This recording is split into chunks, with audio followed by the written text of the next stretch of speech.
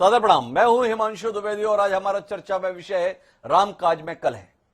अयोध्या में राम मंदिर निर्माण के लिए 5 अगस्त को प्रधानमंत्री नरेंद्र मोदी भूमि पूजन करने वाले हैं। भूमि पूजन के बाद ही भव्य राम मंदिर निर्माण की परिकल्पना भी साकार होने लगी। भूमि पूजन का यह आयोजन बेहद भव्य रहने वाला है। रामकाज की आतुरता ऐसी है कि तैयारियों का जायजा लेने के लिए आज उत्तर प्रदेश के मुख्यमंत्री योगी आदित्यनाथ स्वयं अयोध्या धाम पहुंचे। उन्होंने रामलला के दर्शन भी किए। 5 अगस्त को भूमि पूजन का समय दोपहर अभिजीत मुहूर्त में निर्धारित किया गया है। प्रधानमंत्री नरेंद्र मोदी राम मंदिर की नींव रखेंगे और भूमि पूजन करेंगे।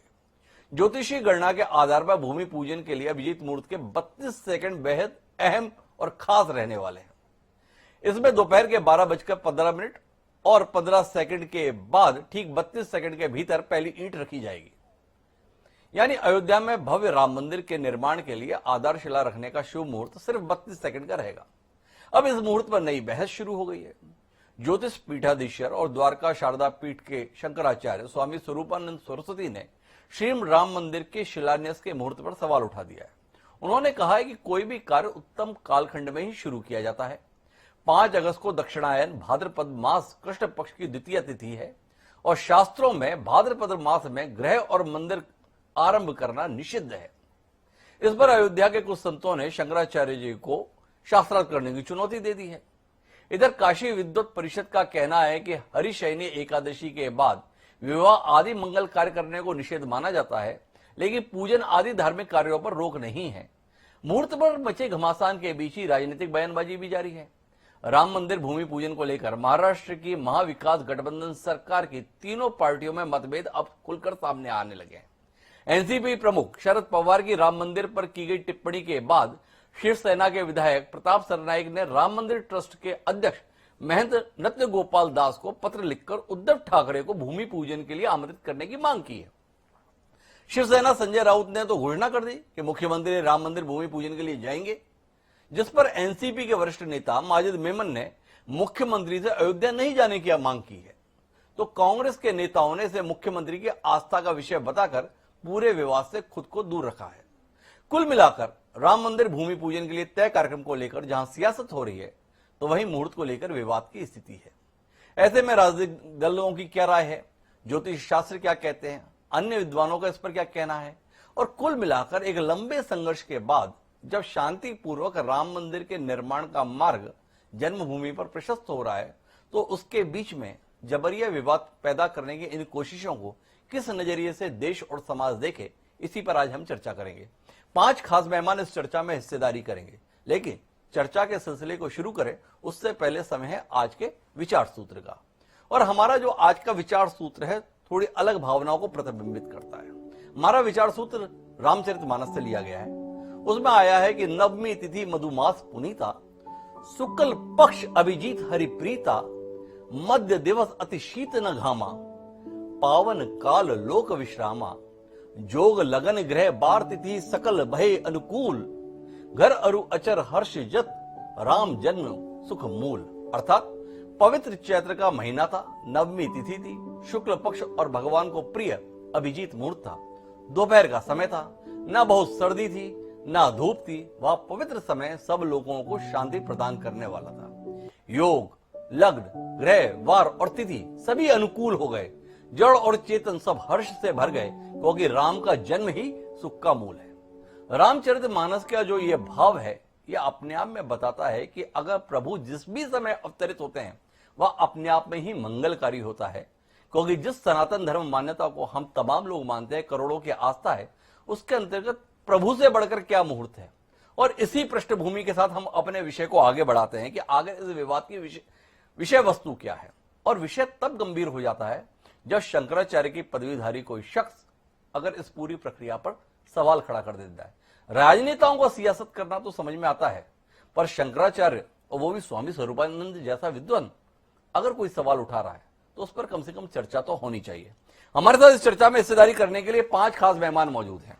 हमारे साथ हैं जगत गुरु राम दिनेशाचार्य जी, हरिधाम पीठ अयोध्या से शंकराचार्य स्वरूपानंद जी के साथ संबद्ध हैं, वह हमारे साथ इस चर्चा में मौजूद हैं। जिस राम जन्मभूमि मुद्दे को देश भर के गांव-गांव तक पहुंचाने का कार्य किया, ऐसे विश्व हिंदू परिषद के केंद्रीय कोषाध्यक्ष रमेश गुप्ता जी भी हमारे साथ चर्चा में जुड़ रहे हैं।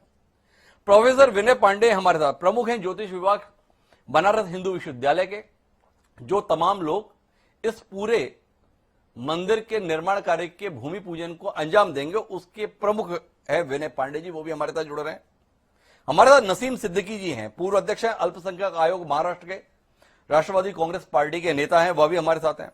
और साथ साथ स्वतंत्र टिप्पणीकार देश के जाने माने निषाद वर्मा जी भी इस चर्चा में हमारे साथ जुड़े हुए हैं। आप सभी का स्वागत है। चर्चा की जो शुरुआत है वो हम जगत गुरु राम दिनेशाचार्य जी से करते हैं और उनसे समझना चाहते हैं 1528 बाबर के हमले के बाद में माना जाता है कि बाबरी मस्जिद बना दी गई राम जन्मभूमि पर। लंबे संघर्ष के बाद अब समय आया है कि जिस धरा पर राम ने जन्म लिया था, अवतार लिया था, वहां पर मंदिर निर्माण की प्रक्रिया शुरू हो रही है। तो अभी आप परेशान हैं, किस लिए? देखिए, जो लोग परेशान हैं जी, उनको ये बात समझना चाहिए कि भगवान श्री राम का जो मंदिर बन रहा है वो निश्चित रूप से एक स्वागत योग्य कदम है और उस पे मुहूर्त पर कोई भी सवाल नहीं उठाना चाहिए। जी, इस पे सवाल उठाने का कोई मतलब नहीं होता, क्योंकि ये जो ग्रह गोचर होते हैं, भी आपने कहा ना जी, कि चर अरु अचर हरस जुत राम जन्म सुख मूल, आपका यही है, नवमी जी। तिथि मधुमास मुदिता शुक्ल पक्ष अभिजीत हरि प्रीता। जी, तो ये जीव के लिए मुहूर्त होते हैं, मुझे लगता है परमात्मा के लिए मुहूर्त नहीं होते हैं। जी, क्योंकि भगवान स्वयं मंगल भवन अमंगल हारी है। जी, जो स्वयं मंगल मूर्तय है, जो मंगल की साक्षात अधिष्ठाता है, जिसका नाम लेने से सारे अमंगल दूर हो जाते हैं, लगता है उसके मंदिर बनने में मुझे लगता है कि मुहूर्त का कोई इशू नहीं होना चाहिए और मुहूर्त इसमें कोई अड़ंगा नहीं बनना चाहिए। दूसरी बात यह है कि आपने कहा 500 वर्ष संघर्ष जो हुआ है, जी, निश्चित रूप से यह सनातन धर्मियों के लिए, हिंदू समाज के लिए एक आह्लाद और आनंद का विषय है कि इतने दिन के बाद भगवान श्री राम का भव्य और दिव्य राम मंदिर बनने जा रहा है, जिसका सबको स्वागत करना चाहिए। देश में नहीं, अपितु विदेश में बैठे हुए जो राम की मर्यादा, राम की भावना, भगवान श्री राम के कर्तव्य पारायणता, उस बोध को जानने वाले लोग हैं, जो उनको नतमस्तक करते हैं, उस मंदिर के शिखर के नीचे खड़े होकर कहीं ना कहीं वो अपने आप को आह्लादित और आनंदित करेंगे। लेकिन वो तब प्रारंभ होगा जब उसकी शिला पूजन, उसकी भूमि पूजन और उसकी आधारशिला रखी जाएगी। तो मुझे लगता है कि अब इसमें कोई रोक टोक नहीं होना चाहिए, भगवान श्री राम का भव्य राम मंदिर बनना चाहिए। एक बात बताइए स्वामी जी, आप कह रहे हैं कि कोई रोक टोक नहीं होनी चाहिए। सामान्य जनसाधारण का व्यक्ति कोई सवाल करे, बात समझ में आती है। राजनेता सवाल उठाएं अपने सियासी गणित के अनुसार, वो भी बात समझ में आती है। पर सवाल उठा कौन रहा है? सवाल उठा रहे हैं स्वामी स्वरूपानंद जी शंकराचार्य, दो पीठ के। वह ज्योतिष पीठाधीश्वर भी माने जाते हैं, शारदा पीठ के तो है ही। ज्योतिष पीठ को लेकर कुछ विवाद चलता है, पर सुप्रीम कोर्ट ने उन्हीं की नियुक्ति को मान्यता दी है। स्वामी स्वरूपानंद जी, उम्र भी उनकी तकरीबन 94 वर्ष है, तमाम धर्मशास्त्रों के ज्ञाता हैं, और अगर वो कह रहे हैं तो उसे क्या अनदेखा कर दिया जाए, या उसके पीछे कोई और भावना आप लोगों को दिखाई दे रही है? देखिए, ये राजनीतिक विषय है।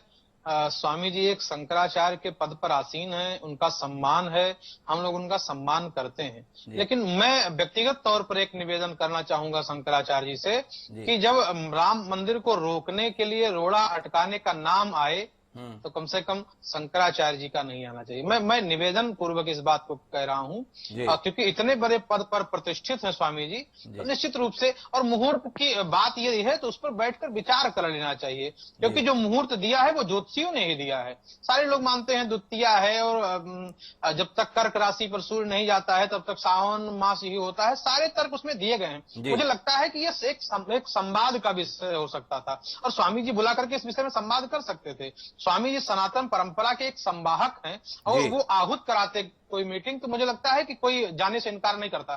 तो ये विषय विवाद का ना होकर संवाद का होना चाहिए, मेरा मानना ऐसा है। बड़ी महत्वपूर्ण बात कही दिनेशाचार्य जी ने कि यह विषय संवाद का होना चाहिए था, विवाद का नहीं।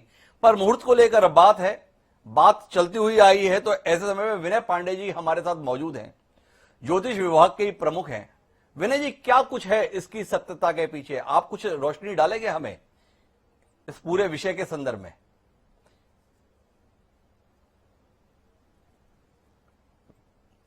विनय जी से हमारा संपर्क टूट गया है, लेकिन हमारे साथ में नसीम सिद्दीकी जी हैं। एक सवाल उठाया शंकराचार्य जी के द्वारा, एक सवाल उठा रही है एनसीपी, शरद पवार भी उठा रहे हैं, माजिद मेनन जी भी उठा रहे हैं। क्या परेशानी है नसीम जी? एक अच्छी वली शांति के साथ मस्जिद के संदर्भ में मार्ग प्रशस्त हो गया, जो इस देश की 3-4 दशक की राजनीति को प्रभावित कर रहा था। तमाम लोगों की कुर्बानी गई, तमाम विवाद हुए, सरकारें गई, सरकारें बनी। अब विषय शांतिपूर्वक निपट रहा है तो परेशानी है राष्ट्रवादी कांग्रेस पार्टी को। नाम जुड़ा है राष्ट्रवादी और बातें जो हो रही है राष्ट्र के विभाजन की, कितनी जायज कितनी नाजायज? नहीं, देखिए, मैं एक बात कहना चाहता हूं कि पवार साहब के बयान को तोड़ मरोड़ कर पेश किया गया है जी। राष्ट्रवादी कांग्रेस पार्टी मंदिर के विरोध में नहीं है। मंदिर बनना चाहिए, ये सुप्रीम कोर्ट ने तय कर दिया है। सारे देश के 130 करोड़ जो है देशवासी जो है वो चाहते हैं मंदिर बने, वो मुस्लिम समाज हो या हिंदू समाज हो। लेकिन पवार साहब ने सिर्फ इतना कहा था कि कोरोना के समय में प्राथमिकता कोरोना होना चाहिए। मंदिर का अगर मुहूर्त निकला है तो मंदिर अपने समय पर बने, इसमें कोई विवाद नहीं हो सकता है। मुहूर्त तय करना शंकराचार्य का और साधु समाज का काम है, उसमें कोई राजनीतिक पार्टी अपनी सलाह नहीं दे सकती है। पर एक बात बताएं नसीब सिद्दीकी जी, आप कह रहे हैं कि कोई सलाह नहीं दे सकती है, लेकिन आपकी पार्टी के नेता है माजिद मेनन जी, उन्होंने कहा है कि उद्धव ठाकरे जी को उसमें नहीं जाना चाहिए। क्यों नहीं जाना चाहिए? मैं बिल्कुल मजीद मेमन साहब के बयान से सहमत नहीं हूं, मेरी असहमति है। मेरा मानना है कि उद्धव ठाकरे जी मूल रूप से हिंदू परंपरा के वाहक हैं, वो उसके नेता हैं, महाराष्ट्र के मुख्यमंत्री हैं और मंदिर ऐसे पवित्र कार्य में उद्धव ठाकरे जी को जरूर जाना चाहिए। मंदिर के निर्माण में उनको सहयोग करना चाहिए और जो भी मुहूर्त है उसमें महाराष्ट्र के मुख्यमंत्री उद्धव ठाकरे जी को जाना चाहिए, हिस्सा लेना चाहिए। तो ये नसीम सिद्दीकी जी ने जो बात कही है वो शायद एनसीपी के उन तमाम नेताओं को जो सवाल उठा रहे हैं उन्हें नसीम सिद्दीकी जी से जरूर सीखना चाहिए। बहरहाल मेरे साथ में फिर से प्रोफेसर विनय पांडे जी जुड़ गए हैं। विनय जी, बार बार बात कही जा रही है अभिजीत मुहूर्त की। आप तो ज्योतिषाचार्य हैं, ज्योतिष विभाग के प्रमुख है, थोड़ा रोशनी डालेंगे। एक तरफ हम बात कर रहे हैं प्रभु राम का, तो जिस भी समय काम करो भगवान का काम है, उसमें मुहूर्त क्या देखना। और फिर जोर इस बात पर है कि अभिजीत मुहूर्त दोपहर में ही 32 सेकंड, क्या है ऐसा अभिजीत मुहूर्त के अंतर्गत कि तभी करना चाहिए?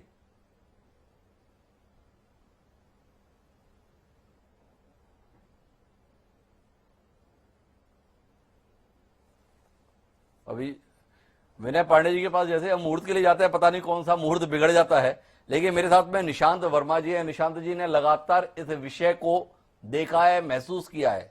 निशांत जी, आपकी टिप्पणी, जो कुछ भी अयोध्या में तैयारी चल रही है, देश में जो भी वातावरण बन रहा है, स्वरूपानंद जी की टिप्पणी है, धार्मिक आधार पर है, सियासी आधार पर है, किस नजरिए से देखते हैं पूरे घटनाक्रम को आप? हिमांशु जी, मुहूर्त की बात निकली है तो 2-3 बातें साफ कर दी जाएं कि शंकराचार्य जी जो हैं वो हम सबसे सीनियर हैं और उनकी बात पे विवाद खड़ा करना ये राजनीति हो सकती है कुछ लोगों की जी। लेकिन जैसा अभी किसी ने कहा पैनल पे, शायद अयोध्या से थे, उन्होंने ही कहा कि शंकराचार्य जी को इस बारे में चर्चा विमर्श कर लेना चाहिए था। महानुभाव, वो 94 वर्ष के हैं और आपके पीठाधीश हैं ज्योतिष के, आपको उनसे पहले चर्चा कर लेनी चाहिए थी। मेरे ख्याल से ये एक धार्मिक बात आएगी। बाकी ज्योतिष के अंदर किस तरीके का पंचांग निकलता है और किस तरीके से वो एक पर्टिकुलर मुहूर्त है जो 1 मिनट से कम समय का है। हिमांशु जी, अगर इतना ही ध्यान अगर हिंदुइज्म पे दे करके ये सरकार चला रही होती तो मेरे ख्याल से बुधवार जैसे दिन को कभी ना चुनती, क्योंकि वही 8 नवंबर 2016 को हम याद करते हैं, जिस रात 8 बजे मोदी जी टीवी पे प्रकट हुए थे और उन्होंने ये कहा था कि आज रात 12 बजे से डिमोनेटाइजेशन लागू होगा, यानी कि बुधवार से लागू होगा। उसके बाद देश की क्या परिस्थिति हुई, उस बुधवार ने क्या करी, शायद ये एक चर्चा का विषय है। यही खत्म नहीं होता। 25 मार्च 2020 को देश में लॉकडाउन लगाया, आप कैलेंडर निकाल के देख लीजिए, वो भी एक बुधवार था।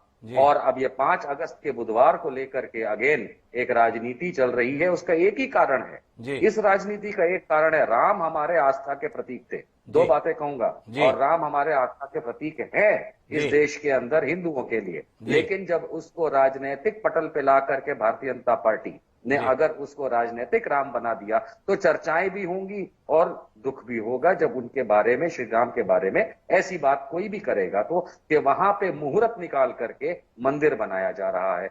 दूसरी बात, अभी कहा गया मंच के ऊपर, अभी कहा गया इस प्रोग्राम के अंदर कि श्री राम के कार्य के लिए कोई मुहूर्त निकालने की आवश्यकता नहीं है। अगर मुहूर्त निकालने की आवश्यकता नहीं है तो फिर श्री राम के मंदिर को कल से क्यों नहीं बनाना शुरू कर दिया जाता। ये एक राजनीति है जो राम के नाम पे भारतीय जनता पार्टी खेल रही है और उनका एक नियम बन गया है कि श्री राम को लेकर के इतना ज्यादा राजनीति करो, इतना ज्यादा करो कि देश का जो मतदाता है वो उनकी तरफ पोलराइज होने की कोशिश करे। आज की तारीख में हिमांशु जी आप देख लीजिए कि कोरोना की परिस्थिति 550 मरीज होने पे उस बुधवार को लॉकडाउन किया गया जो 25 मार्च 2020 था। आज आपके आंकड़े 13.25 लाख से ज्यादा हैं। मानता हूं कि 8.5 लाख ठीक भी हो गए तो भी 5.25 लाख बीमार हैं। क्या ये राम मंदिर का समय है? क्या ये है? राजस्थान के अंदर आप विधानसभा नहीं चलने देना चाहते। मजाक करने के बाद श्री शिवराज जी खुद कोरोना पीड़ित हो जाते हैं। ये देश को संभालने का समय है, ना कि श्री राम को लेकर के राजनीति करने का समय है।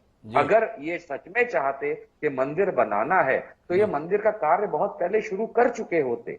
शंकराचार्य जी के एक स्टेटमेंट का इंतजार करने की जरूरत नहीं है। और मैं अपना वो वक्तव्य नहीं रखना चाहूंगा कि यहाँ पे श्री राम का मंदिर बना करके क्या साबित करना चाहते हैं, जबकि खुद हिंदुइज्म में श्री राम के अयोध्या का कई अलग जगहों पे वर्णन है इस दुनिया के अंदर। तो ये राजनीति करना बंद करिए। आपको मंदिर बनाना है आप बनाइए, लेकिन किसी की ठेकेदारी मत लीजिए। किसी की ठेकेदारी मत लीजिए, ये निशान जी का कहना है। पर जिन्होंने इस लड़ाई को लड़ा है, विश्व हिंदू परिषद, 4 दशक से ज्यादा का संघर्ष विश्व हिंदू परिषद के साथ जुड़ा हुआ है राम जन्मभूमि की मुक्ति के संदर्भ में। रमेश गुप्ता जी हमारे साथ में केंद्रीय कोषाध्यक्ष है, उन्हीं से समझने की कोशिश करते हैं। 5 अगस्त का चयन, शंकराचार्य जी का सवाल ये एक धर्माचार्य के द्वारा उठाया गया। दूसरा सवाल राजनीतिज्ञों के द्वारा है कि आपने डेट दी थी 3 अगस्त और 5 अगस्त। 5 अगस्त इसलिए चुना गया क्योंकि ठीक 1 साल पहले धारा 370 की समाप्ति का फैसला भी संसद में 5 अगस्त को ही सुनाया गया था। मुफीद लगता है, इसलिए ये तारीख चुनी। क्या कहेंगे रमेश गुप्ता जी आप इस पूरे घटनाक्रम पर? देखिए हिमांशु जी, हमारा संगठन एक धार्मिक और गैर धार्मिक गैर राजनीतिक संगठन है जी। इसमें हम कोई राजनीति नहीं चाहते और किसी राजनीतिक दल को इसमें राजनीति नहीं करनी चाहिए, हमारा ऐसा निवेदन रहेगा जी। यह शुभ मुहूर्त निकला है। 500 साल के बाद हिंदुओं को एक अपना अच्छा भव्य मंदिर बनाने का एक मौका मिला है, एक स्वर्ण मौका मिला है। और भगवान राम प्रकट हुए थे, उनके लिए मुहूर्त की कोई जरूरत नहीं है। पहले भी स्वामी जी ने कहा है और अब भी मैं कह रहा हूं, और हम परम पूज्य शंकराचार्य जी से हम यही निवेदन करेंगे कि इसमें बाधा ना बने, इस मंदिर को मार्ग प्रशस्त करें, हम यही चाहेंगे। आप चाहते हैं मार्ग प्रशस्त करें। लोग सवाल कर रहे हैं कि आपने जितने भी कार्य किए उसमें स्वामी स्वरूपानंद जी जो सबसे पुराने शंकराचार्य हैं, 2 पीठ के शंकराचार्य के तौर पर उनकी मान्यता है, उनको बाहर रख के हिंदू धर्म की या सनातन धर्म की क्या सेवा करना चाह रहे हैं आप लोग?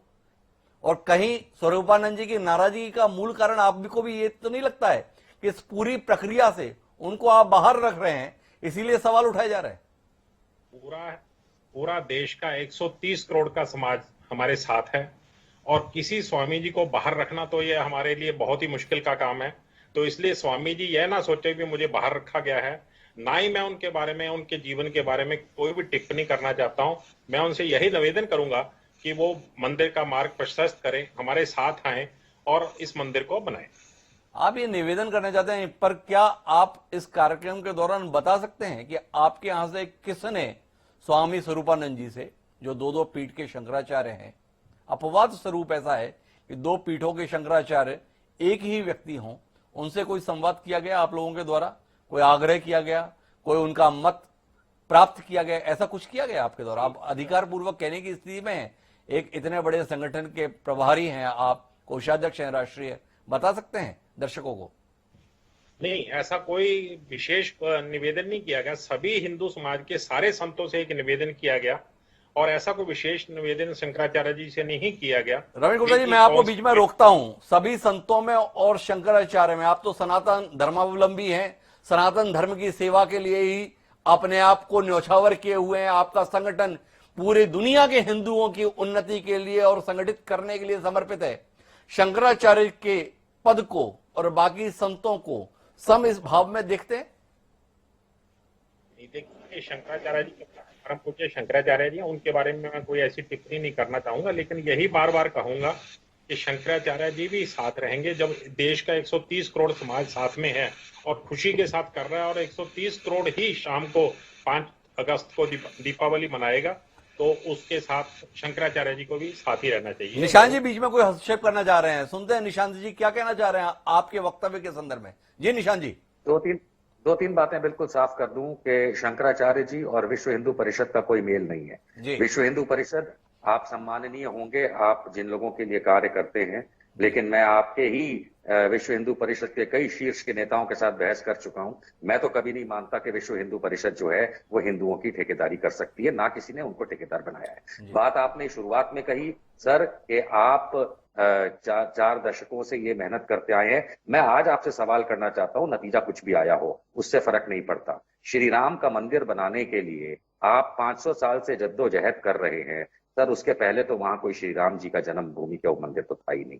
लेकिन आपको, क्योंकि आपकी विश्व हिंदू परिषद की खुद की पैदाइश जो है वो एक पांख है आरएसएस की, और उसके बावजूद आप लोग इस तरीके से हिंदुओं का मजाक उड़ाते हैं। आप किस तरीके से ये कहते हैं कि आप राजनीति में नहीं हैं, लेकिन देखिए निर्मोही अखाड़े को बाहर फेंक करके आप लोग किसी तरीके से घुस गए उस पूरे मामले के अंदर। आपसे कहीं ज्यादा 4 दशक की जो आप बात करते हैं, 400 साल से निर्मोही अखाड़ा लड़ रहा था उस जगह के लिए, और मैं उनके कांटेक्ट में रहा हूं। लेकिन विश्व हिंदू परिषद तो 1925 के बाद जन्म लिया।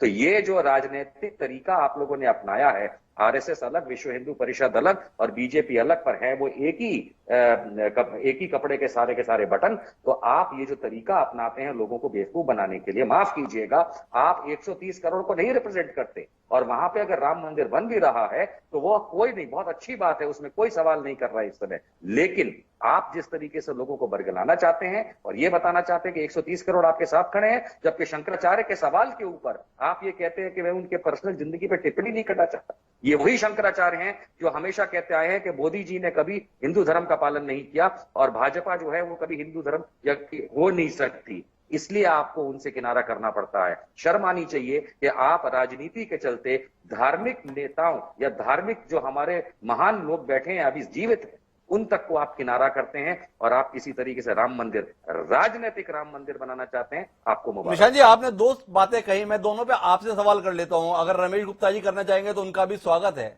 आपने कहा कि शंकराचार्य जी ने टिप्पणी किया और आप उनके संदर्भ में ऐसा कर रहे हैं। एक राजनेता शंकराचार्य पर टिप्पणी करे तो आपको खराब लग रहा है, पर शंकराचार्य जो है राजनीतिक सुविधा के हिसाब से टिप्पणी करे तो क्या उतना ही खराब निशांत जी को तब भी लगता है? एक सवाल। दूसरा, आपने कहा कि 450 साल से निर्मोही अखाड़ा लड़ रहा था, उसे आपने बाहर फेंक दिया। निर्मोही अखाड़े के दावे को सर्वोच्च न्यायालय ने खारिज किया है, 5 सदस्यों की पीठ ने खारिज किया है, विश्व हिंदू परिषद ने तो खारिज नहीं किया, खारिज तो सर्वोच्च न्यायालय ने किया है। तो आपकी नाराजगी किससे है, विश्व हिंदू परिषद से या देश के सर्वोच्च न्यायालय से? ठीक है, दोनों बातों का मैं जवाब देना प्रिविलेज समझता हूं अपनी। पहली बात तो मैं नहीं जानता कि शंकराचार्य जी ने कब राजनीतिक बयान दिया। राजनेता या जिनकी राजनीति की रोटी जरा गल जाती है वो उसको कड़क करने के लिए दोबारा तवे पे डालते हैं और कहते हैं कि शंकराचार्य जी ने राजनीतिक बयान दिया। दूसरी बात ये आती है कि जो आप कहते हैं कि सर्वोच्च न्यायालय ने जो आदेश दिया है उसके बाद ये बन रहा है, उसके बाद भी सवाल उठते हैं। वो बात और है कि हम सब उसके ऊपर अमल कर रहे हैं कि ठीक है जो दिया है उस पर आगे बढ़े, पर इसका ये मतलब नहीं है कि उस पर सवाल या मन के अंदर एक दूसरा सवाल, नया सवाल खड़ा होना ये लाजमी नहीं है, ये हमारा अधिकार है। और खुद चीफ जस्टिस से लेकर के कई सुप्रीम कोर्ट के नेता कह चुके हैं कि हमारे किसी भी आदेश को आप समझ सकते हैं, क्रिटिसाइज कर सकते हैं, आप उस पर सवाल खड़ा कर सकते हैं, बस ये है कि आप सुप्रीम कोर्ट को अब्यूज नहीं कर सकते, जो हम कभी नहीं करते, लेकिन उस पर सवाल खड़ा करना ये हमारा अधिकार है। मैं मानता हूं कि मैं अफेक्टेड पार्टी नहीं हूं, इसलिए मैं उसकी अपील में नहीं जा रहा। मेरा आपके सवाल से ऐतराज नहीं था निशांत जी, मैंने तो सवाल ये किया था कि निर्मोही अखाड़े को बाहर, आपने आरोप लगाया विश्व हिंदू परिषद पर, मैंने सवाल कर लिया क्योंकि जो मेरी जानकारी के अनुसार निर्मोही अखाड़े के दावे को खारिज किया सर्वोच्च न्यायालय ने, आपने उसके लिए जिम्मेदार ठहराया विश्व हिंदू परिषद को। तो मैंने आपसे सवाल पूछ लिया कि जो फैसला सर्वोच्च न्यायालय ने दिया उसको लेकर सवाल विश्व हिंदू परिषद से क्यों? आप सर्वोच्च न्यायालय से ही पूछिए ना। 10 सेकंड दीजिए इसके ना। सर्वोच्च न्यायालय ने यह भी कहा था कि इस पूरे के पूरे मामले में जो मंदिर निर्माण होगा और उस पूरे परिसर का निर्माण होगा, इसमें जिन लोगों को साथ लेना है ये आपस में तय किया जाएगा। जी मानता हूं कि निर्मोही अखाड़े के दावे को जिन किन्हीं भी कारणों की वजह से सुप्रीम कोर्ट ने साइड में रखा, वो अपील में नहीं गए, वो एक अलग बात है। लेकिन क्या हिंदू धर्मगुरु जो बनाना चाहते हैं आज राम मंदिर, क्या वो नहीं जानते निर्मोही अखाड़े का क्या योगदान था? जी, क्यों नहीं तो साथ में लेते हैं? आप शंकराचार्य जी को ठीक है मत लीजिए साइड में, आपकी शायद फिलॉसफी को नहीं सूट करते वो, लेकिन निर्मोही अखाड़ा तो प्रत्यक्ष रूप में सब जानते हैं कि वो वहां पे 450 असलियत में तो उनकी लड़ाई थी जी, उनकी लड़ाई थी। मैं उनका पक्षधर नहीं हूं जी, मैं तो इस बात का पक्षधर हूं कि मुझे 500 साल पहले की लड़ाई जो आप बता रहे हैं उससे पहले का वहां मंदिर कोई दिखा दे, क्योंकि सुप्रीम कोर्ट ने तो ये भी कहा है कि किसी मंदिर को तोड़ के मस्जिद नहीं बनाई गई। सुप्रीम कोर्ट ने ये नहीं साबित किया कि वहां पे रामलला का जन्म हुआ था। सुप्रीम कोर्ट ने ये जरूर कहा है, उल्टा आप जिसको विवादित ढांचा कहते थे विश्व हिंदू परिषद, उसको सुप्रीम कोर्ट ने एक मस्जिद की मान्यता दी है जी। तो आपके इन बातों में फंस करके देश के लोग ये नहीं है कि नासमझ हैं, हम सब कुछ समझते हैं, लेकिन जब मंदिर बन रहा है तो आप हिंदुओं को साथ में लेकर के चलने में आपको क्या तकलीफ है? निर्मोही अखाड़ा से लेकर के शंकराचार्य जी, निर्मोही अखाड़े से लेकर क्या दिक्कत है? ये सवाल निशान जी का है। इसके दौरान मैं रमेश जी के पास वापस आऊंगा, लेकिन विनय पांडे जी मेरे साथ जुड़े हैं। विनय पांडे जी से समझना चाहते हैं कि 5 अगस्त को वहां पर होने वाला क्या है? क्या वहां शिलान्यास हो रहा है? क्या वहां भूमि पूजन हो रहा है, या क्या केवल पूजन हो रहा है? क्योंकि शिलान्यास के संदर्भ में यह कहा जाता है कि शिलान्यास तो पहले ही हो चुका 1989 में 9 नवंबर को। कामेश्वर चौपाल जो इस ट्रस्ट के सदस्य भी बनाए गए हैं, दलित समुदाय से ताल्लुक रखते हैं, उनके द्वारा शिलान्यास किया जा चुका। क्या करने वाले हैं विनय पांडे जी आप लोग? क्या कराने वाले हैं प्रधानमंत्री जी से वहां पर? देखिए, ये जो हमारे यहाँ पद्धति है किसी भी गृह के निर्माण की, मंदिर के निर्माण की, उसके आरंभ के समय में हम लोग भगवान का पूजन करके, और जो हमारी एक विधि है जो किसी भी गृहारंभ के समय में, मंदिर आरंभ के समय में वो विधि की जाती है, धार्मिक अनुष्ठान है, अनुष्ठान को करने के बाद किया जाता है। हाँ, लेकिन ये जरूर है कि श्री राम जन्म का जो ये मंदिर का निर्माण है, जो श्री राम जन्मभूमि मंदिर का निर्माण है, इसकी परंपरा बहुत दिनों से चली आ रही है। और ऐसा भी हम सब लोग जानते हैं कि कई बार उससे भूमि पूजन हो चुका है। तो एक आरंभ मानिए, यहाँ से इस दिन से मंदिर का आरंभ शुरू होगा, और इसमें किसी भी तरह का कोई विघ्न नहीं होना चाहिए। और इसमें जो पूजन होगा बस वही जो हमारे यहाँ पूजन की पद्धति है। सबसे पहले विघ्न विनायक जो हमारे गणेश जी हैं, गौरी के साथ उनका पूजन होता है। उसके बाद हमारे पंचांग के देवता होते हैं, उनका पूजन किया जाता है। फिर मुख्य जो हमारे वास्तु के देवता हैं उनका पूजन किया जाता है, और शिला पूजन किया जाता है। तो वो उसी क्रम में, ये एक प्रचलित क्रम है। आप इसको एक इस तरह से लेके चल सकते हैं कि ये परंपरा पहले से चली आ रही है, उस निर्माण का क्रम तो पहले से ही चला आ रहा है, लेकिन उसी को यहाँ से अब गति दे करके और बढ़ाना है। और जनभावना के अनुसार और हमारे शास्त्रों की मान्यताओं के अनुसार, जननी जन्मभूमिस्थ स्वर्गादपि गरीयसी अपि स्वर्णमयी लंका नमे लक्ष्मण रोचते, ये सब लोग जानते हैं इस उक्ति को। तो ऐसा नहीं है कि कहीं भी मंदिर बनाया जा सकता है, लेकिन भगवान राम की जन्मभूमि होने के कारण हम लोगों के, चूंकि शास्त्रों में वर्णित है, और हम शास्त्र की बात करते हैं, क्योंकि शास्त्र पढ़ते हैं और पढ़ाते हैं, तो हमारे शास्त्रों में तो हम यही विश्वास के साथ अपनी परंपरा को पढ़ाते हैं कि श्री राम का जन्म उस अयोध्या में हुआ था। और उस अयोध्या में अगर मंदिर निर्माण का काम कर रहा है, कौन श्रेय ले रहा है, कैसे श्रेय ले रहा है, कौन क्या आपत्ति कर रहा है, इससे हम लोगों को कोई लेना देना नहीं है। हमारा सिर्फ ये ध्येय है, हमारे शास्त्र का सिर्फ ये ध्येय है कि वहाँ मंदिर बनना चाहिए, और मंदिर बनने का कार्य आरंभ हो रहा है। इसलिए सबको सहयोग तन मन धन से करना चाहिए, मनोयोग से करना चाहिए। तो किसी तरह का व्यवधान नहीं उपस्थित होना चाहिए, क्योंकि अब बहुत व्यवधान हो चुका, बहुत विलंब हो चुका। मंदिर वहां बनना चाहिए। हर हाल में हम शास्त्रीय पक्ष से यही कहते हैं कि हमारे शास्त्र की मर्यादा को देखते हुए, हमारे शास्त्र की जो परंपरा है, जो हम वहां पर भगवान राम का जन्म मानते हैं, और वहां पर हम चाहते हैं कि एक भव्य निर्माण हो राम मंदिर का, जो विश्व स्तरीय हो, और वो होने जा रहा है। तो हमें सबको हर्ष है, उल्लास है, उसको उल्लास है। एक आपसे और समझना चाहता हूं, फिर जाके मैं चलूंगा राम दिनेशाचार्य जी के पास में, कि चांदी की ईंटों को लेकर बड़ा जिक्र आ रहा है। चांदी की ईंटों को रखने का क्या महत्व है? थोड़ा इसमें रोशनी डालेंगे। क्या ऐसा है मंदिर को मजबूती मिलेगी, मंदिर को अपशुकुन से बचाएंगे, क्या कुछ करेंगे? जो बताया जा रहा है कि 40 किलो चांदी की ईंटें रखी जाएंगी, क्या है इसके पीछे? हमारे यहाँ देखिए पंचशिलाओं का पूजन होता है। उसमें नंद्रा, पत्ता, जया, रिक्ता और पूर्णा, ये पंचशिलाओं का पूजन होता है। उसके साथ 5 कलश भी रखते हैं, जिसके 5 कलशों पे 5 अधिष्ठात्र देवता होते हैं। 5 उप शिलाएं होती है, जो छोटी शिला जिसको हम लोग गिट्टी बोलते हैं, वो 5 उप शिलाएं भी होती हैं। तो हमारे यहाँ बताया गया है कि अपने सामर्थ्य के अनुसार राजा को, क्योंकि राजा उपलक्षण है, ये राजा को इसलिए कहा जा रहा है कि चूंकि हमारा एक राष्ट्र है, और राष्ट्र के हमारे माननीय यशस्वी प्रधानमंत्री जी वहां आ रहे हैं, तो राजा को अपने सामर्थ्य के अनुसार, क्योंकि पूरे राष्ट्र का मंदिर है, तो हमारे राष्ट्र का सामर्थ्य बहुत बड़ा है, तो राष्ट्र के अनुसार सोना, चांदी, तांबा, धातुओं की ईंटें नींव में डालनी चाहिए। ये हमारा शास्त्रीय विधान है, जिससे जो है वो आध्यात्मिक ऊर्जा भी मिलती है, एक आध्यात्मिक वातावरण है, इसका एक आध्यात्मिक और धार्मिक महत्व भी है। और दूसरा, ये जो आप मजबूती की बात कर रहे हैं, है ये भौतिक पक्ष है। हम लेकिन आध्यात्मिक पक्ष की बात कर रहे हैं, हम धार्मिक पक्ष की बात कर रहे हैं। हमारे यहाँ धार्मिक पक्ष में ये बताया गया है कि रत्न जड़ित और ये सर्वप्रथम स्थापित करनी चाहिए। तो वो उस क्रम में ये चांदी की जो शिला और उपशिला स्वर्ण की और फिर कलश इत्यादि स्थापित किया जा रहा है, ये शास्त्रीय मर्यादा के अनुरूप है और शास्त्र के अनुरूप ऐसा किया जा रहा है। शास्त्र की मर्यादा के अनुरूप ये किया जा रहा है। मैं एक बार फिर राम दिनेशाचार्य जी के पास में चल रहा हूं। दिनेशाचार्य जी, मूर्त को जाने दें। पहले जब मंदिर के संदर्भ में शिला रखवाई गई थी तो एक दलित से रखवाई गई थी। अब मंदिर का कार्य आगे बढ़ाना है तो प्रधानमंत्री को आमंत्रित कर रहे हैं। एक समाज के बिल्कुल निम्न वर्ग से लेकर अब इस देश के प्रमुख तक क्या बदलाव आ गया है इस 30 साल के अंतर्गत। जब 1989 में विश्व हिंदू परिषद ने आयोजन किया तो सोचा कि एक दलित समाज के व्यक्ति को बुलाए और उसके द्वारा नींव रखवाए, और अब जब मंदिर का कार्य शुरू होना है तो सीधे नरेंद्र मोदी देश के प्रधानमंत्री को सबसे नीचे से सबसे ऊपर तक पहुंचने का ये जो बदलाव है, इस पर थोड़ा रोशनी डालेंगे। क्या सोच है इसके पीछे? अब ये विश्व हिंदू परिषद की बात है तो वो सोच उनकी तो मुझे नहीं पता है कि क्या सोच है जी। लेकिन मैं राम जी की सोच बता सकता हूँ कि भगवान श्री राम ने भी यही किया।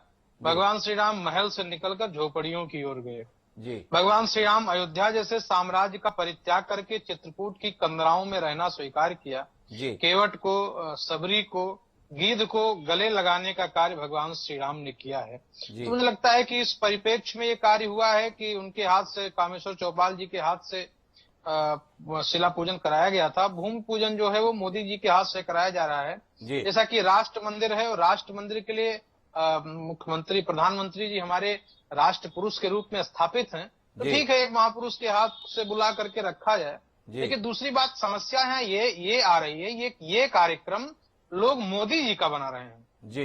ये मोदी जी का कार्यक्रम नहीं, ये राम मंदिर का कार्यक्रम है।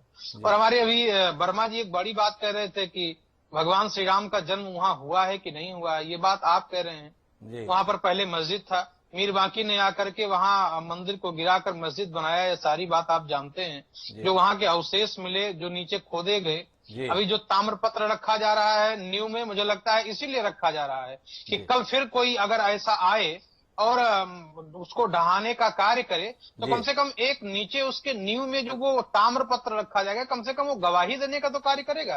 कम से कम ऐसी बात नहीं करना चाहिए। आपका विश्व हिंदू परिषद से हो सकता है आपका निर्मोही अखाड़े के प्रति प्रेम है। मैं विश्व हिंदू परिषद की तरफ से अपनी बात नहीं रख रहा हूँ, मैं निर्मोही अखाड़े के नहीं, मैं राम भक्त होने की वजह से बात कर रहा हूँ कि वर्मा जी आपने ये बात सोच समझ कर करनी चाहिए कि वहां भगवान श्री राम का जन्म नहीं हुआ, ये बात आप कह रहे हैं। इस बात को जब सुप्रीम कोर्ट ने मान लिया, वहां के अवशेष प्राप्त हुए, वहां गजेटियर हुआ, वहां सारी चर्चाएं हुई हैं। मीर बाकी ने आकर मंदिर गिरा के वहां मस्जिद बनाया, वहां उसके नीचे स्तंभ मिला हुआ है, जो म्यूजियम बनेगा वो रखा जाएगा। तो कम से कम इसका ध्यान रखते हुए ये बात आपको करना चाहिए। और राम राज्य की परिकल्पना यही है कि भवनों से लेकर और गरीबों तक, गरीबों की झोपड़ियों तक जो झांकेगा, देश का सच्चा राजनेता और सच्चा राष्ट्र नायक वही हो सकता है। आप अयोध्या में बैठे हैं राम दिनेश जी, मैं निशान जी के पास आऊंगा। निशान जी हस्तक्षेप करना चाह रहे हैं, लेकिन मैं एक बार अपनी बात पूरी कर लूं राम दिनेशाचार्य जी से। जो मंदिर का स्वरूप बनकर आ रहा है, जो मंदिर का स्वरूप प्रस्तावित किया गया है, मैं आता हूं निशान जी आपके पास में, जो स्वरूप प्रस्तावित किया गया है उससे बतौर धर्माचार्य आप कितने संतुष्ट हैं? जो प्रस्ताव दिया गया है ट्रस्ट के द्वारा कि इतना विशाल होगा, इस स्वरूप का होगा।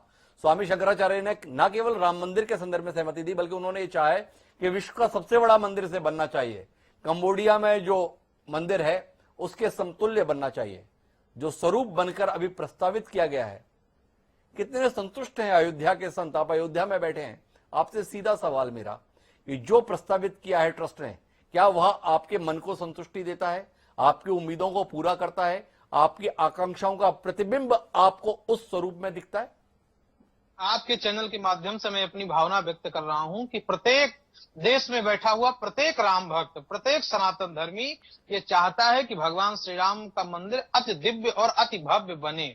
इसमें कोई दो राय नहीं है। और मुझे लगता है कि 128, मैंने तो इसके लिए एक आंदोलन भी उठाया था कि ये मंदिर बहुत छोटा है, भगवान श्री राम के अनुरूप ये मेल नहीं खाता है। फिर उसमें बहुत सारी बातें हुई और फिर उसको 128 से बढ़ाकर उसकी ऊंचाई 161 कर दी गई। यद्यप हम लोग 251 की मांग कर रहे थे, लेकिन ठीक है, फिर उसके स्ट्रक्चर बदल जाएंगे, वो भी हो जाए। बस मुझे ये लगता है कि अब राम मंदिर बन जाना चाहिए। फिर उसके लिए अब इसमें लेट लपेट नहीं करना चाहिए कि सारी व्यवस्थाएं अनुकूल होने के बाद इतनी टिप्पणियां हो रही हैं। अगर व्यवस्थाएं प्रतिकूल हो गई तो मुझे नहीं लगता है कि फिर राम मंदिर बन पाएगा। इसलिए अयोध्या में बैठा हुआ वो प्रत्येक आदमी, मैं भी सोचता हूं कि जल्दी से जल्दी टाट से निकलकर भगवान भव्य राम मंदिर में विराजमान हो जाए। तो ये राम दिनेशाचार्य जी की बतौर राम भक्त भावना है, उन्हें लगता है कि सब परिस्थितियां अनुकूल बनी हैं, तो अब इसमें जबरिया नींबू निचोड़कर जो है दूध फाड़ने का काम ना किया जाए, बल्कि शीघ्र अतिशीघ्र राम मंदिर का जो स्वप्न देखा गया है वो साकार रूप में सामने आए। निशांत जी कुछ हस्तक्षेप करना चाह रहे थे, उनकी बात सुनता हूं और उसके बाद नसीम सिद्दीकी जी के पास चलता हूं। जी निशांत जी, क्या ऐतराज आपको? मेरे पास दो ही हाथ है और दोनों हाथ जोड़ करके विश्व हिंदू परिषद को ये मैं कहता हूं कि आप गांव-गांव जाके ये जो चैनल पे बैठ के अभी आपने बात करी है, झूठ ना फैलाएं। जी, माननीय सुप्रीम कोर्ट ने कभी नहीं कहा कि वहां मंदिर तोड़ करके मीर बांकी ने क्या बनाया था। जी, कभी नहीं कहा। जी। और आपकी ये जुर्रत कि आप चैनल पे बैठ करके यही आप गांव-गांव जाकर के झूठ फैलाते हैं। आप सुप्रीम कोर्ट का अपमान करते हैं। सुप्रीम कोर्ट का ऑर्डर पढ़िए पहले आप। जी, आप मुझे हिंदू होने का सबक सिखाते, पहले आप हिंदू बनना सीखिए, पहले भारतीय बनना सीखिए। माननीय सुप्रीम कोर्ट का ऑर्डर पढ़िए, उसमें कहीं नहीं लिखा है, उल्टा उन्होंने ये कहा है कि वहां कोई स्ट्रक्चर नहीं गिराया गया मस्जिद बनवाने से पहले। मैं माफी चाहूंगा निशा जी, लेकिन मैं आपकी जानकारी के लिए बताना चाहता हूं, अयोध्या में पुरातत्व का काम जो है इधर छत्तीसगढ़ के ही पद्मश्री अरुण शर्मा जी के द्वारा किया गया। वो इस चैनल में बैठ के ही बाकायदा अपने शोध कार्य से यह बताए हैं कि जो ढांचा वहां पर था उसके नीचे मंदिर होने के प्रमाण मिले हैं। पद्मश्री अरुण शर्मा पुरातत्ववेत्ता, देश के नहीं दुनिया के सबसे ख्याति प्राप्त, बाकायदा अधिकृत रूप से उनकी रिपोर्ट सुप्रीम कोर्ट में प्रस्तुत हुई थी। उस रिपोर्ट में बाकायदा यह मेंशन किया गया था, निशांत जी आपकी जानकारी के लिए, आपकी राय का सम्मान, लेकिन केवल तथ्य आपको बता रहा हूं कि उस ढांचे के नीचे मंदिर के अवशेष मिले थे।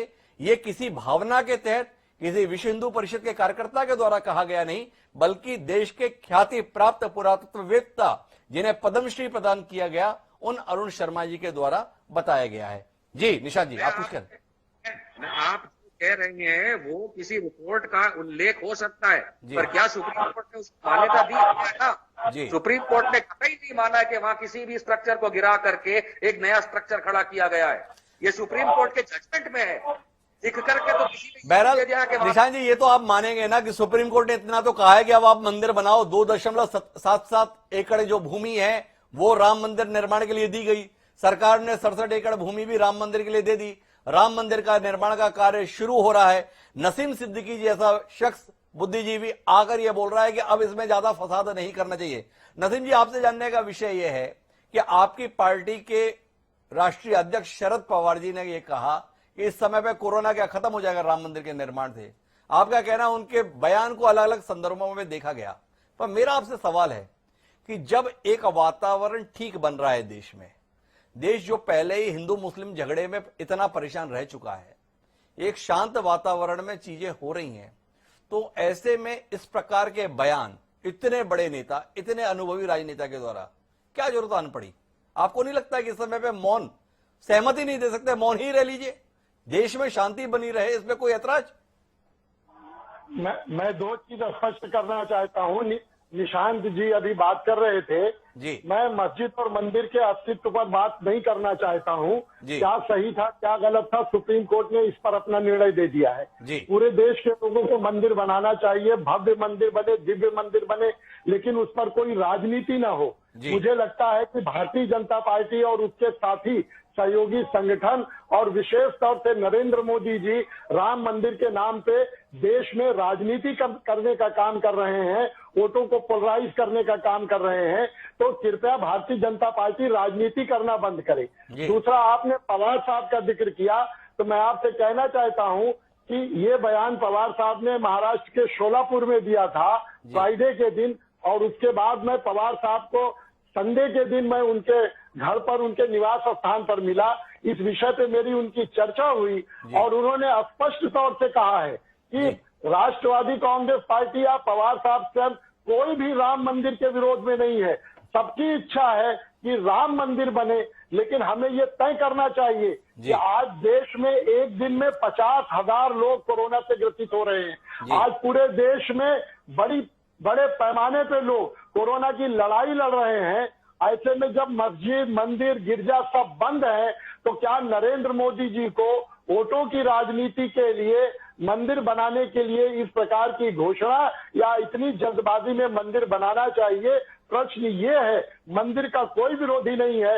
मंदिर के लिए भारत के 130 करोड़ लोग जो है उसको उनका समर्थन है कि भव्य मंदिर बने, दिव्य मंदिर बने। इसमें हम लोगों को कोई किसी प्रकार की आपत्ति नहीं है।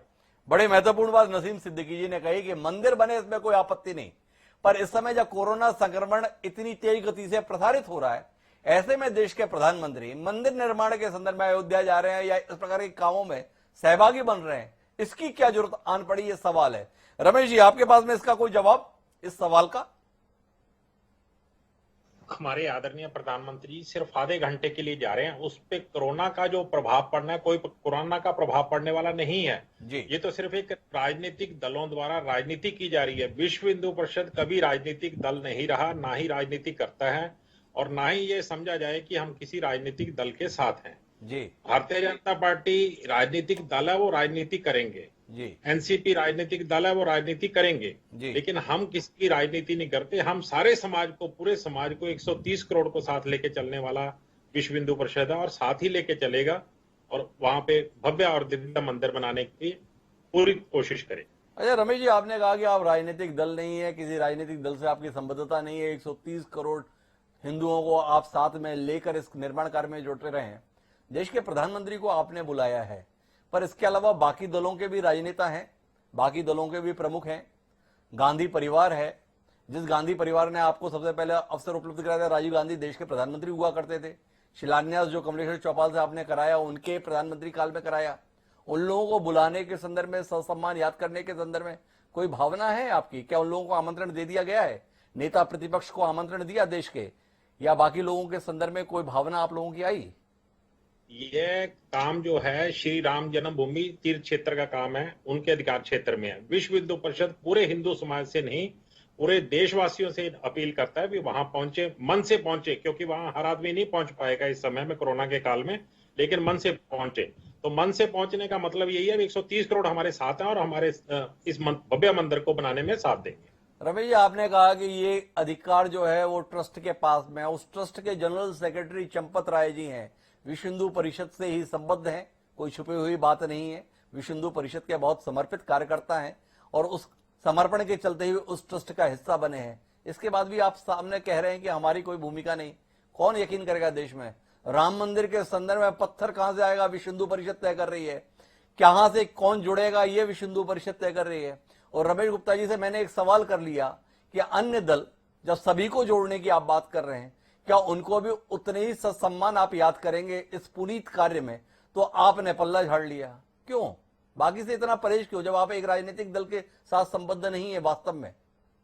हिमांशु जी, हम पल्ला नहीं झाड़ रहे। मैं तो 130 करोड़ लोगों की बात कर रहा हूँ। 130 करोड़ को साथ लेके चलेंगे। ये कोरोना के काल के कारण हम किसी को निमंत्रण हम व्यक्तिगत नहीं दे सकते, ट्रस्ट देगा। जितने भी लोगों को निमंत्रण दे रहा है, ट्रस्ट दे रहा है। मतलब तो ट्रस्ट से आग्रह कर रहे हैं आप? निशान जी, मैं आपके पास आऊंगा, एक बार थोड़ी सीधी बात भी हो जाए मेरी। उनसे सवाल कर रहा हूं रमेश जी से, क्या आपने ट्रस्ट को आग्रह किया? क्योंकि आप तो जो सनातन धर्म के अंदर सर्वोच्च धर्मगुरु माने जाते हैं शंकराचार्य जी, उनके साथ भी अभी तक संवाद ना कर सके स्वामी स्वरूपानंद जी के साथ, तो बाकी राजनेताओं के संदर्भ में इसे सर्वदलीय बनाने के संदर्भ में, सर्वग्राह्य बनाने के लिए, सबको साथ रखने के लिए, सबको साथ जोड़ने के लिए, क्या ऐसी कोई पहल विश्व हिंदू परिषद जो इतने समय से संघर्षशील था, इस मौके पर ये चूक क्यों कर दे रहा है? देखिए, माननीय अशोक जी सिंघल जो हमारे राम जन्मभूमि के पूरे सूत्रधार थे, जिन्होंने यह काम शुरू किया था, बहुत बार परम पूज्य शंकराचार्य जी से भी मुलाकात हुई, लेकिन उनका मत हमेशा अलग रहता था, क्योंकि वो किसी अलग राजनीतिक दल के साथ लेके चलते थे। तो इसलिए विश्व हिंदू परिषद हमेशा अपने स्तर पर पूरी कोशिश करता रहा है कि परम पूज्य शंकराचार्य जी नहीं, पूरे देश का संत समाज और पूरा देश हमारे साथ चले। अच्छा, स्वरूपानंद जी के संदर्भ में जाने दीजिए, उनके साथ में थोड़ी सी आपकी भावनाएं, आपने स्वयं मान ही लिया कि उनका मन कुछ और रहता था, पर गोवर्धन पीठ के हैं स्वामी निश्चलानंद जी, श्रृंगेरी पीठ के हैं स्वामी वीरेंद्र सरस्वती जी, जिनके पूर्ववर्ती की तो बड़ी भूमिका रही आपके राम जन्मभूमि आंदोलन के संदर्भ में, बड़ी मदद ली सिंघल साहब ने, जिनका आपने जिक्र किया, उन लोगों को आमंत्रित करने के संदर्भ में, उनकी मौजूदगी के संदर्भ में कुछ बता सकते हैं आप? नहीं, मौजूदगी का नहीं कह सकते, निमंत्रण गया है जी उनको निमंत्रण गया है ये कहना है, लेकिन मैं निशान जी से पूछ लेता हूं। निशान जी बीच में कुछ हस्तक्षेप करना चाह रहे थे जी। निशान जी, मैं 2-3 बातें बहुत साफ कर दूं। विश्व हिंदू परिषद को कुछ जरूरत से ज्यादा ही कीमत दी जाती है इस देश के अंदर। कम से कम वो खुद अपने आप को दिखाते हैं कि हम ही कर रहे हैं सब कुछ, तो कर रहे हैं। हकीकत ये है, अभी बैठ करके टीवी पे भी बोल रहे हैं कि वो राजनीतिक दल नहीं है, लेकिन सबको मालूम है, जिसने आरएसएस को पढ़ा है 1925 से लेके, कि आप लोगों का लाइनेज क्या है और आपका भारतीय जनता पार्टी से क्या संबंध है। आप 130 करोड़ लोगों की बात करते हैं, लेकिन हकीकत मानिए कि 130 करोड़ लोग आपके साथ तो कतई नहीं है। दूसरी बात आपको ये बता दूं, आप टीवी के प्रोग्राम में बैठे राष्ट्र के मंदिर की बात कर रहे हैं। माफ कीजिएगा, इस राष्ट्र का सिर्फ एक ही मंदिर है, वो है पार्लियामेंट, और कानून के नाम पे जो हमारा राष्ट्र का मंदिर है वो है सुप्रीम कोर्ट। तो आप ये नया राष्ट्र का मंदिर मत बनाने की कोशिश करें, क्योंकि अगर आप राष्ट्र के मंदिर को बनाना चाहते हैं ये कह के कि राम राज्य स्थापन किया जाएगा, तो आप लोगों को तो हिंदुइज्म ही नहीं आता, क्योंकि इस दुनिया का संचालन तो श्री विष्णु करते हैं। श्री राम तो उनके सिर्फ एक अवतार है। आपके मुंह से विष्णु नहीं निकलता। जो मेरे हिंदू, मैं हिंदू हूं, मैं जानता हूं जी, इस देश, इस दुनिया को चलाने वाले, संचालन करने वाले और सारी चीजें जिसको राज्य चलाने वाले तो श्री विष्णु है। उनका तो मुंह से नाम नहीं निकलता। एक हमारे भगवान श्री राम को लेके ये हमेशा राजनीति करते रहते हैं, ना कभी कृष्ण की बात करते हैं, ना नरसिंह की बात करते हैं, ना मत्स्य अवतार सारा दिन मछली खाई जाती है उसको बंद कराते हैं। किस बात के हिंदू हैं आप? किस बात की ठेकेदारी लेते हैं और यहां बैठ के कहते हैं 130 करोड़ हमारे साथ है? निशान जी, इतने नाराज क्यों हो रहे हैं? चरणबद्ध चल रहे हैं। अभी राम मंदिर के संदर्भ में अंजाम तक पहुंचने दीजिए, बाकी विषयों पर भी बात करेंगे। आप इतना नाराज अभी से क्यों हो जा रहे हैं इन पे? ये बहुत जरूरी है जानना, ये बहुत जरूरी है, क्योंकि ये वो लोग हैं जो अभी भी गलत सिखा रहे हैं कि मंदिर को तोड़ के मस्जिद बनाई गई, जबकि सुप्रीम कोर्ट ने नहीं कहा। आप सोचिए कितना गलत फैला। हमारे लोगों को पढ़ने, अभी टीवी पे बैठ के कह रहे हैं कि श्री राम ने केवट और शबरी को गले लगाया। आपको यह हाईलाइट करने की क्या जरूरत है? क्या आप उस वर्ण व्यवस्था को चालू रखना चाहते हैं? ये आप हिंदुइज्म किसी और को सिखाइएगा। राम मंदिर बनाइए, इसमें ना नहीं है, लेकिन मेरे ख्याल से जब आप शंकराचार्य जी का, किसी भी शंकराचार्य का जब आप सम्मान नहीं कर सकते, आप हिंदुओं का क्या सम्मान करेंगे? श्री राम का क्या करेंगे? ये निशान जी का सवाल है, लेकिन रमेश गुप्ता जी कुछ कहना चाह रहे थे निशान जी की टिप्पणियों को लेकर। जी रमेश जी। निशान जी की टिप्पणी यह है, भी सुप्रीम कोर्ट ने किया। सुप्रीम कोर्ट ने जो भी निर्णय दिया निशान जी, वो निर्णय तथ्यों के आधार पे दिया है, ना कि आस्था के आधार पे दिया है। सुप्रीम कोर्ट में सबसे लंबा ज्यादा सुप्रीम कोर्ट में केस चला है और उन्होंने पूरे तथ्य देखने के बाद उसको निर्णय को दिया। लंबे समय के बाद में केस चला है, लेकिन कुल मिलाकर जो घटनाक्रम घटित हो रहा है उसके अंतर्गत मैं एक बार फिर राम दिनेशाचार्य जी के पास भी आऊंगा। नसीम सिद्दीकी जी कुछ हस्तक्षेप करना चाह रहे हैं, उनसे पूछता हूं। मेरा यह सवाल नसीम सिद्दीकी जी से भी है। क्या नसीम जी, आपको नहीं लगता है, जब आप मान रहे हैं कि पूरे देश में वातावरण है, तो इसमें अगर सभी दलों के लोगों को जिस महत्व के साथ में निश्चित रूप से देश के प्रधानमंत्री हैं नरेंद्र मोदी जी करे, इससे ज्यादा गौरवशाली क्या हो सकता है? पर उनके साथ बाकी सभी दलों के प्रमुख भी अगर आमंत्रित किए जाते और इस कार्यक्रम का हिस्सा बनते, ज्यादा बेहतर होता देश के लिए। आपकी राय? सहमत हूं। दूसरी बात जो हमारे साथी ने कहा कि ये जो निर्णय हुआ है सुप्रीम कोर्ट का, ये सबूत के आधार पे नहीं हुआ है, ये जो है भावनाओं के आधार पे हुआ है। तथ्यों को ध्यान में रखना चाहिए। ये निर्णय नहीं हुआ है, ये एक समझौता हुआ है। देश में अमन शांति लाने के लिए समझौता हुआ है और देश के करोड़ों अरबों मुसलमानों को धन्यवाद देना चाहिए कि उन्होंने इस फैसले के खिलाफ अपील नहीं की, इसको स्वीकार किया है। जो विश्व हिंदू परिषद ये दावा करता है कि उसके साथ 130 करोड़ लोग हैं, तो गलत बात है। पार्लियामेंट के चुनाव ने साबित किया है कि उनको 25% वोट मिलता है। इसका मतलब 130 करोड़ में सिर्फ 35 करोड़ जनता जो है वो सिर्फ भारतीय जनता पार्टी को वोट देती है। 100 करोड़ लोग आज भी विश्व हिंदू परिषद, नरेंद्र मोदी और भारतीय जनता पार्टी के साथ खड़े नहीं है। लेकिन मैं फिर कहना चाहूंगा कि सभी राजनीतिक पार्टी ये चाहते हैं कि राम का भव्य मंदिर बने, लेकिन राजनीति नहीं हो। भारतीय जनता पार्टी राम के नाम से भी राजनीति कर रही है, इसलिए कोरोना काल में भी वो कोई मौका, और आप जानते हैं आज अडवाणी जी कहाँ है उसके शिलान्यास में, आज कांग्रेस पार्टी कहाँ है उसके शिलान्यास में? देश की विपक्षी पार्टियां कहाँ हैं? अगर देश का मंदिर बनाना है तो देश के सारे राजनीतिक लोगों को निमंत्रण होना चाहिए, सारे लोगों को विश्वास में लेकर नई तारीख तय की जानी चाहिए और कोरोना की समाप्ति के बाद भव्य तरीके से राम मंदिर का शिलान्यास होना चाहिए, ऐसी मेरी भावना है। नसीम सिद्दीकी, आपने ये कहा कि विश्व हिंदू परिषद के साथ में 130 करोड़ नहीं है, पर आपने स्वयं ही कहा कि इस देश के जो करोड़ों मुसलमान हैं उनके प्रति धन्यवाद देना चाहिए कि उन्होंने देश हित में, देश की शांति के लिए इस निर्णय को स्वीकार किया। तो कम से कम ये तो माना ही जा सकता है कि देश में राम मंदिर बने, ये इस देश के 130 करोड़ निवासियों की इच्छा है, भावना है, सद्भाव है, सम्मान है। 130 करोड़ लोगों की इच्छा हो सकती है राम मंदिर के लिए, लेकिन भारतीय जनता पार्टी और विश्व हिंदू परिषद के साथ वो समर्थक नहीं है, उनके साथ नहीं खड़े हैं। ये जो विश्व हिंदू परिषद दूसरे की संपत्ति को भी अपना बताने का काम करती है, दूसरे विचारधारा के लोगों को अपना बताने की काम करती है, ये झूठ और अफवाह के आधार पे पूरे देश को जो गुमराह करने की बात कर रहे हैं, ये राजनीति बंद होनी चाहिए। राम से विवाद नहीं है, लेकिन राम के नाम से जो राजनीति हो रही है, विवाद वहां है। इसलिए मैं कहना चाहता हूं कि ये राजनीति खत्म करनी चाहिए। बड़े महत्वपूर्ण बात नसीम सिद्दीकी जी कह रहे हैं, राम के नाम पर राजनीति नहीं होनी चाहिए। मैं जा तो रहा था राम दिनेशाचार्य जी के पास, मैं फिर जाऊंगा भी, लेकिन मैं एक बार फिर रमेश गुप्ता जी से पूछ लेता हूं।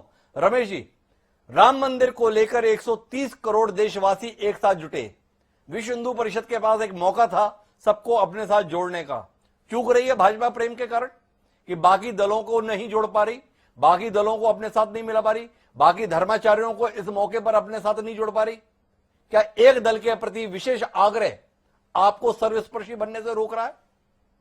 हमारा किसी एक दल के प्रति कोई ऐसा झुकाव नहीं है। नरेंद्र मोदी जी 130 करोड़ लोगों द्वारा चुने गए देश के प्रधानमंत्री हैं। हमने उनसे आग्रह किया है जी, और वही शिलान्यास करने के लिए जा रहे हैं। वही, और 130 करोड़ लोग मंदिर के लिए साथ हैं। मैंने ये नहीं कहा अभी राजनीतिक दल को किसी को क्या वोट देगा, कितने वोट देगा, कितनी परसेंटेज आएगा। सदीकी जी, मैं आपको यह बता रहा हूं कि 130 करोड़ लोग विश्व हिंदू परिषद की कार्यशैली के साथ हैं, जो हमने कार्य किए हैं देश में उसके साथ हैं। ये नहीं राजनीतिक दलों का बीच में नहीं ला रहा। आप राजनीतिक दल के लोग हैं तो आप राजनीति को बीच में ला रहे हैं। आपके बार बार मुंह से वही निकल रहा है भी राजनीतिक दल में ये होता है। आप मुझे इसका जवाब नहीं दे रहे। देश के प्रधानमंत्री है नरेंद्र मोदी, 130 करोड़ लोग इस देश में निवास करते हैं, उनके प्रधानमंत्री का नाम सम्माननीय नरेंद्र मोदी, इस बात से किसी को इंकार नहीं। पर आपके पास मौका था सर्वस्पर्शी होने का, राम मंदिर को राष्ट्र का मंदिर बनाने के तौर पर जो निशांत जी बात कह रहे हैं, मौका था सबको जोड़ने का, मौका चूक रहे हैं आप, इससे इंकार आपका? नहीं, कोई मौका नहीं चूक रहे हम, कोई मौका नहीं चूक रहे। हम सबको साथ लेके चल रहे हैं। सिर्फ कोरोना काल के कारण कुछ लिमिटेड गैदरिंग हो रही है, अदरवाइज कोई मौका नहीं चूक रहे। पूरा देश हमारे साथ है। और देखना, आप 5 अगस्त को शाम को सभी के घर में दीप जलेंगे और दिवाली बनेगी। रमेश गुप्ता जी कह रहे हैं हम किसी को नहीं छोड़ रहे हैं, लेकिन राम दिनेशाचार्य जी मेरे साथ में हैं, उनका दलगत राजनीति से कोई लेना देना नहीं है, पूर्ण समर्पित राम भक्त हैं। जगदगुरु जी, आप तो बता सकते हैं, क्या जितने लोग आ रहे हैं, क्या आपको नहीं लगता एक दल विशेष के कार्यक्रम में तब्दील हो रहा है? इसे सर्वदलीय होना चाहिए, सर्वस्पर्शी होना चाहिए, सर्वधर्मी होना चाहिए। इस संदर्भ में कोई ऐतराज, कोई नजरिया आपका? निश्चित रूप से होना चाहिए, आप ठीक कह रहे हैं, लेकिन हमको एक समस्या है, इनमें इतनी टीस क्यों है, ये बात समझ में नहीं आती है। कभी कभी तो ये बात कहते हैं कि सवर्ण लोग ऐसा, तो ये लोग ऐसा, तो वो लोग ऐसा। अगर उस कथाओं के कथानक को मैं कह रहा हूँ, यही बात मानने को तैयार नहीं है कि राम जी का जन्म वहां पे हुआ था, ये इस बात को मानने को तो नहीं है कि वो राम जो है राष्ट्र पुरुष हो सकते हैं।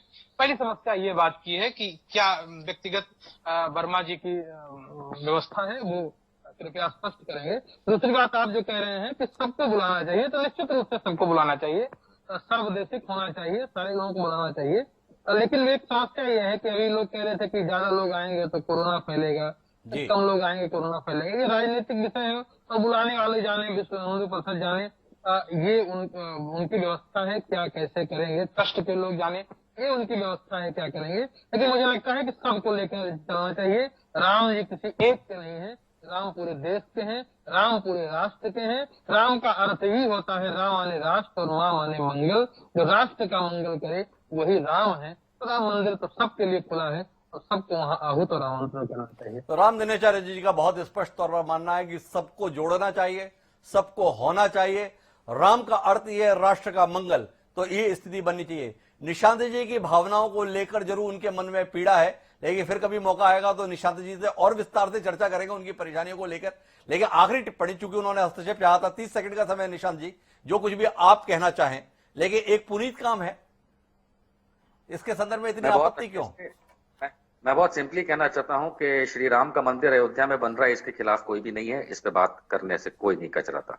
लेकिन जैसे आप लोग श्री विष्णु जी का नाम तक लेना नहीं चाहते और राम का नाम लेकर के आप राजनीति करना चाहते हैं, या विश्व हिंदू परिषद जो है वो इस समय यहाँ बैठ के ये कहना चाहती है कि भाई हम राम का मंदिर बना रहे हैं और ये सबसे बड़ा राष्ट्र मंदिर बनने वाला है वगैरह, और इसमें प्रधानमंत्री को बुला रहे हैं। माफ कीजिएगा, प्रधानमंत्री नहीं, भाजपा के श्रेष्ठतम नेता इस समय जो है नरेंद्र मोदी को बुला रहे हैं, क्योंकि संवैधानिक तो ये सवाल उठ जाएगा, क्या प्रधानमंत्री जाकर के किसी मंदिर का या किसी मस्जिद का शिलान्यास कर सकते हैं कि नहीं? तो आप जरा सा इसमें गुमराह करना बंद करें। हम सब आपके साथ हैं मंदिर निर्माण के लिए, इसमें कोई वो गलत बात नहीं कर रहे हैं, सब आपके साथ है मंदिर निर्माण, पर आप भी तो सबको साथ में लीजिए। ये तो पब्लिक थे, लोग बना रहे हैं इस मंदिर को, ये कोई सरकार नहीं बना रही है, लोग बना रहे हैं इस मंदिर को। आप तो लोगों के पास जाना ही नहीं चाहते, क्योंकि नरेंद्र मोदी ये साबित करना चाहते हैं कि बीजेपी के मैनिफेस्टो में लिखा था हम राम मंदिर बनाएंगे, देखो ना अटल कर पाया ना अडवाणी, और निकल के आए मोदी की वाणी। ये आप करना चाहते हैं, करिए, लेकिन इससे पब्लिक खुश नहीं हो रही। कोरोना को पहले संभालिए। राम का कहना है पब्लिक खुश नहीं हो रही, लेकिन भाजपा के एजेंडे में था, इससे इंकार नहीं हो। भाजपा की सरकार के रहते हुए बन रहा है, इससे भी किसी का इंकार नहीं। अगर आपने संघर्ष किया और आज स्थितियां बन रही हैं, तो राजनीति के दौर में ये श्रेय लेने से क्यों चूकना चाहिए? और जो संघर्ष किया है उसका प्रतिफल इस रूप में आ रहा है, तो इसमें परेशानी की बात क्या है? लेकिन विनय पांडे जी बीच में कोई हस्तक्षेप करने जा रहे थे, उनकी बात सुन लेते हैं, कार्यक्रम को समाप्त करें। जी विनय जी। सर देखिए, मंदिर का काम जो होता है किसी का व्यक्तिगत नहीं होता है। जो बाहर का मंदिर होता है, आपके घर के बाहर जो बनता है, वो व्यक्तिगत नहीं होता है, वो सामाजिक मंदिर होता है, वो राष्ट्र का मंदिर होता है। और उसके लिए समाज जिसको चाहे प्रतिनिधि के रूप में आमंत्रित कर सकता है। और अगर हमारा राजा आ रहा है, हमारे देश का प्रधानमंत्री आ रहा है, तो हमें उसका स्वागत करना चाहिए। और वो भी आकर के नहीं कहेगा, संकल्प में जो पूजन होता है हमारे यहाँ कि मैं अपना ये मंदिर बनाने जा रहा हूँ, वो पूरा कहेगा सकल राष्ट्र से प्रतिनिधिभूत हूँ, हम पूरे राष्ट्र का मैं प्रतिनिधि हूँ और पूरे राष्ट्र का प्रतिनिधि होकर के मैं इस मंदिर का कार्य आरंभ कर रहा हूँ। और दूसरा, एक और वर्मा जी बार बार कह रहे हैं कि भगवान विष्णु का ये लोग नाम नहीं लेते, तो भगवान विष्णु के जो अवतार हुए हैं 10, वर्मा जी एक बार जानना चाहिए कि हर अवतारों में कोई न कोई अंश की कमी रही है, लेकिन भगवान श्री राम का ऐसा अवतार रहा है जो सभी अंशों में परिपूर्ण है, क्योंकि भगवान विष्णु के पूर्ण अवतार के रूप में श्री रामचंद्र ही हुए हैं और कोई अवतार सर्वांश रूप में नहीं हुआ है। इसीलिए आप भगवान राम को भी भगवान विष्णु ही मानिए, क्योंकि वो सर्वांश अवतार है। विनय पांडे जी, इस पर मैं कभी आपसे चर्चा करूंगा, क्योंकि इसमें मेरी आपसे असहमति है। राम को पूर्ण अवतार माने या कृष्ण को पूर्ण अवतार माने, इस पर कभी चर्चा करेंगे आपके साथ बैठकर निश्चित रूप से। पर इसमें कोई संशय की बात नहीं कि एक लंबे संघर्ष के बाद राम मंदिर का मार्ग प्रशस्त हुआ है। राम तमाम हिंदुओं के आराध्य हैं, लेकिन साथ साथ इस देश के भी राष्ट्र पुरुष के तौर पर हम सब उन्हें मान्यता देते हैं। और अगर देश के प्रधानमंत्री होने के नाते नरेंद्र मोदी इसका शिलान्यास कर रहे हैं, भूमि पूजन कर रहे हैं, तो ये ऐतराज का नहीं बल्कि स्वागत का विषय है। पर इसे सर्वदलीय सर्वस्पर्शी होना चाहिए, एक दल विशेष का नहीं। यह भी हमारी स्पष्ट तौर पर मान्यता। आप सभी मेहमानों को बहुत बहुत धन्यवाद एक महत्वपूर्ण चर्चा का हिस्सेदार बनने के लिए। समय है अब आज की प्रासंगिक पंक्तियों का। जो संदेश इस कार्यक्रम के माध्यम से हम देना चाहते हैं, वो पंक्तियां हमें मिली एक रिक्शा चालक के द्वारा लिखी हुई। बस्ती के ये रिक्शा चालक हैं जिन्होंने ये पंक्तियां लिखी।